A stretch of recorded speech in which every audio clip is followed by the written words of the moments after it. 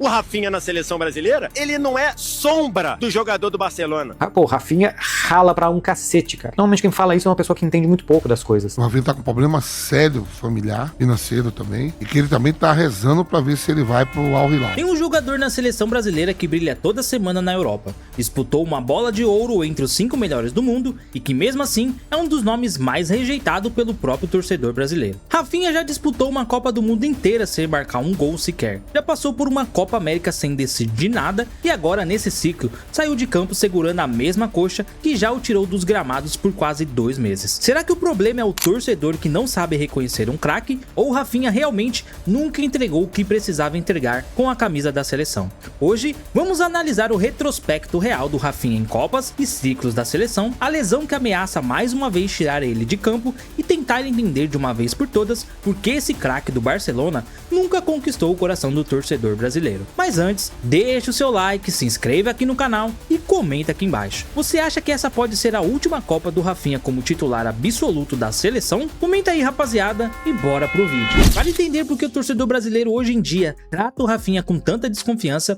é preciso voltar no tempo até o início dessa relação, porque ela nem sempre foi assim. Quando o Tite o convocou pela primeira vez, muita gente questionou a escolha. Quem era aquele ponta que tinha saído quase anônimo do Brasil, passado por Portugal, França e Inglaterra, sem nunca ter vestido a camisa de um clube brasileiro de expressão? Mas, em poucos jogos, ele conquistou espaço. Corria como se cada convocação pudesse ser a última. Criava, ajudava na marcação, parecia genuinamente agradecido pela oportunidade. No momento em que a seleção era acusada de distante e fria com o torcedor, ele transmitia a entrega emocional visível. Foi provavelmente o auge da relação entre ele e o público brasileiro. Um período em que a narrativa em torno dele era só de admiração, sem nenhuma das ressalvas que existem hoje. A virada começou na Copa do Mundo de 2022. Rafinha chegou ao Qatar como peça importante do esquema de Tite. Foi titular na maioria das partidas, disputou todos os 5 jogos do Brasil no torneio e terminou a competição sem balançar as redes nenhuma vez. Foi um desempenho catastrófico. Ele participou ativamente, criou situações, contribuiu defensivamente, mas no imaginário do torcedor brasileiro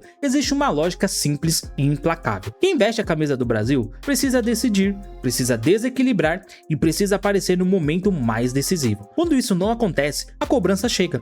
A eliminação para a Croácia nos pênaltis não foi culpa exclusivamente dele, mas ninguém sai ileso de uma eliminação de Copa do Mundo.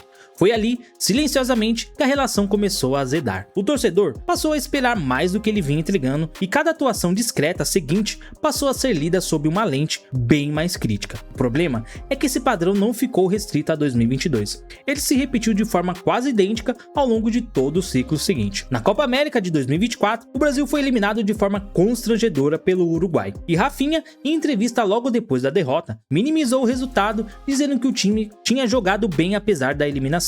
Cara, acho que a vaia é mais por conta do resultado, porque na minha opinião a gente jogou, desculpa a palavra, mas a gente jogou pra caralho. A verdade é que eu tô muito orgulhoso de todo mundo que jogou hoje, que participou, até mesmo que tava no banco apoiando. Acho que a gente fez tudo que era possível para sair com a vitória. Infelizmente, o futebol tem essas coisas, mas a gente jogou muita bola. A gente tem que sair com a cabeça erguida, porque o que a gente fez aqui dentro é difícil, vai ser difícil ganhar da gente. Uma declaração que soou completamente desconectada com a gravidade daquele momento para boa parte da torcida, que via ali mais um fracasso numa sequência de decepções da seleção. A frase pegou tão mal que ainda hoje é lembrada como um dos pontos de virada na relação dele com o público. E o curioso é que, olhando número a número, o retrospecto completo dele com a camisa da seleção, somando eliminatórias, amistosos, Copa América e Copa do Mundo desde a estreia de 2021, Rafinha soma 37 jogos, 11 gols e 7 assistências pela seleção principal. São números corretos, profissionais, mas que nunca produziram um momento de virada de chave numa competição oficial decisiva. E é exatamente essa ausência de um momento decisivo que separa a percepção do torcedor sobre o Rafinha de um clube e o Rafinha da seleção. Pelo Barcelona, na temporada que terminou na 5ª colocação da disputa pela Bola de Ouro, ele somou 34 gols e 22 assistências. Foi artilheiro e líder de assistências naquela edição da Champions League, superando inclusive marcas de participação direta em gols que pertenciam a Lionel Messi. É o nível de produção que coloca ele entre os melhores atacantes do mundo naquele período. Só que essa versão do jogador praticamente nunca aparece vestindo a camisa do Brasil em competições oficiais. A diferença não é sutil, ela é gritante, imensurável, e é exatamente o tipo de contraste que alimenta a frustração coletiva de quem assiste os dois Rafinhas e não entende porque apenas um deles aparece quando o jogo é pela seleção brasileira. Existe um episódio específico que ajuda a explicar porque boa parte da torcida passou a enxergar a arrogância onde antes via a personalidade. Antes de um confronto direto contra a Argentina, Rafinha participou de uma entrevista provocativa ao lado do ídolo Romário, prometendo confronto físico e revanche contra os rivais, repetindo a expressão usada pelo próprio Romário sobre dar uma resposta dentro e fora de campo. Argentina, nosso maior rival, e agora, graças a Deus, tem o Messi. Porrada neles? Porrada neles, sem dúvida. Porrada neles. Vai pra dentro com tudo? No campo e fora do campo, se tiver que ser. Gostei, é isso aí. A Argentina tem que bater neles doído, porque eles são foda. Porrada neles. A promessa não se sustentou. O Brasil foi amplamente superado pelos argentinos e durante o jogo, quando provocado diretamente pelo goleiro Martínez, Rafinha não reagiu, o que para uma parte do público confirmou exatamente o oposto do que ele tinha prometido publicamente. Não é justo exigir que um jogador resolva tudo sozinho num jogo de seleção desorganizada. Mas no terreno da percepção pública, a distância entre o discurso forte antes do jogo e o silêncio durante a partida foi o tipo de contraste que a torcida brasileira historicamente não perdoa. Outro episódio que reforçou essa imagem de desconexão com o sentimento do torcedor aconteceu durante o Mundial de Clubes, quando um jornalista perguntou a opinião dele sobre disputar o torneio em pleno período de férias. Rafinha respondeu que considerava ruim abrir mão das próprias férias para jogar algo que era obrigatório. Particularmente falando, como uma pessoa que joga fora, num time europeu, a gente estaria de férias, né? Eu tô de férias. Eles estariam de férias. Um exemplo, o Marquinhos e Beraldo do Paris, eles jogaram a final da Champions, nem comemoraram direito, viajaram para jogar com a seleção, acabou o segundo jogo, eles voltaram lá para se apresentar, para jogar o Mundial, eles ainda não pararam. Então, muita gente fala que isso é desculpa, pode até ser, ou não, mas eu acho que a gente ter que abrir mão das nossas férias por obrigação é muito complicado, porque é de direito nosso, né? Todo mundo está de acordo e todo mundo merece pelo menos um mês de férias, 3 semanas que seja, e muitos deles que estão jogando o Mundial não vão ter. A frase, mesmo sendo uma reclamação compreensível do ponto de vista de qualquer trabalhador cansado de uma temporada longa, soou deslocada, vinda de um atleta de elite remunerado em milhões para representar o que muitos consideram o maior símbolo esportivo do país. O comentário viralizou negativamente e junto com ele vieram outras declarações menores que, somadas, construíram a imagem de um jogador que trata o privilégio de vestir a camisa nacional com menos reverência do que o torcedor brasileiro historicamente exige de seus ídolos. Em outro momento, ele chegou a admitir publicamente sentir mais carinho dos torcedores do Barcelona do que dos brasileiros. Fala honesta, mas que reforçou ainda mais a sensação de distanciamento emocional entre ele e o público que mais cobra por resultados. Cara, pra ser sincero contigo, sinto que realmente é diferente o carinho do torcedor brasileiro comigo do que o pessoal de fora que me acompanha, né, mais diariamente lá fora. Mas eu acredito que se eu tenho que me provar para alguém, isso é para mim, para meus pais, para minha esposa, para meu filho, isso eu tenho que me provar para eles a cada dia. Infelizmente eu não posso mudar o gosto das pessoas. Eu entendo que tem gente que não gosta do meu futebol, tem gente que gosta e tá tudo bem. Existe uma frase do ex-jogador Vampeta dita publicamente em programa de TV que resume com bastante precisão a frustração que parte da torcida sente em relação a essa geração inteira, não apenas ao Rafinha isoladamente. Ele questionou o que aquela geração de jogadores tinha realmente feito para merecer tanto crédito e proteção, lembrando que ela vinha sendo associada a recordes negativos da seleção, incluindo derrota para seleções consideradas de menor tradição no cenário internacional, e perguntou quais conquistas concretas esses atletas teriam acumulado em mais de uma década representando o Brasil.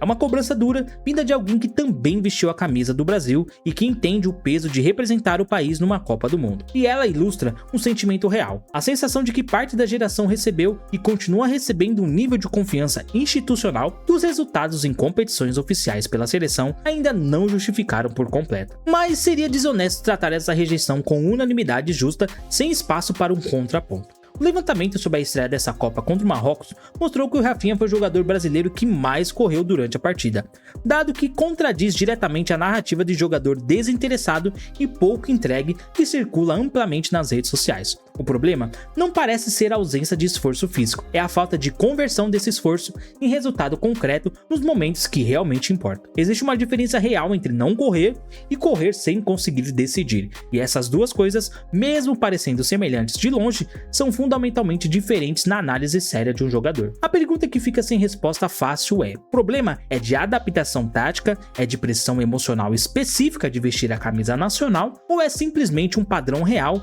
de queda de rendimento que se repete sistematicamente toda vez que ele troca o ambiente do clube pelo ambiente da seleção? O ciclo atual trouxe um novo capítulo dessa história que reacendeu tudo em um momento crítico da Copa de 2026. Contra o Haiti, ainda no primeiro tempo, Rafinha sentiu dores na mesma coxa direita que já o tirou dos gramados por quase 58 dias. Os exames depois do jogo contra os haitianos não confirmaram nada grave e ele não foi cortado da Copa do Mundo ainda, mas a ausência dele contra a Escócia na última rodada da fase de grupos já está confirmada. Não é mais uma sequência de lesões aleatórias e desconectadas, é um padrão que se repete no local específico do corpo com frequência crescente, somando-se ao histórico de baixa produção em competições decisivas e formando um quadro cada vez mais difícil de defender publicamente como simples má sorte.